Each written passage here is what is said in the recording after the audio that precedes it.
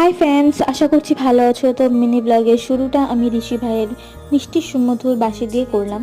তো জয়রাধে শেষ হয়ে যাওয়ার পর তারপর ভান্ডারার জন্য সবাই বসে গেছিলো। তো আমরা যে যার মতন পরিবেশনা করছিলাম, তো আমি জল পরিবেশন করছিলাম, সবাইকে জল দিচ্ছিলাম। বাই দ্য ওয়ে, তোমরা কি গেস করতে পারলে যে ঋষি কোন গানটা বাজাচ্ছিল?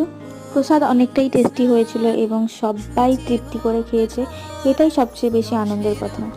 লাস্ট ব্যাচে পপিও বড়া পরিবেশন করেছে সবাইকে। সব শেষে আমি, পপি এবং আরও যারা পরিবেশন করেছেন তারা সবাই মিলে খেতে বসলাম।